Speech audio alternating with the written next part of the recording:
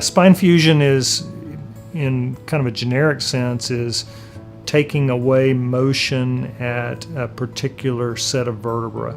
So there's a lot of different ways of doing that, but just in general it means putting some kind of implant in that will restrict motion, and then putting something to try to make bone grow across those segments that you're fusing.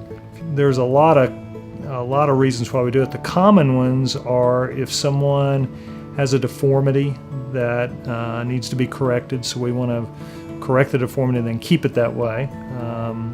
Another common one is if people have narrowing down around nerves, and so we're going to open up spaces for nerves and then try to keep them that way. We do that commonly in the cervical spine, some in the lumbar spine. Deformity procedures, tumors, fractures, congenital things that would require that.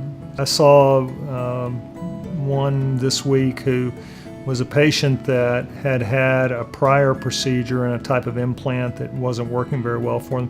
Had a lot of leg pain, couldn't stand or walk for more than a few minutes without hurting, and had been that way for several years. And we were able to take the old implant out, remove bone and ligament from around the nerves, and then put some screws and rods in and a little spacer in. And that enabled us to kind of correct his anatomy.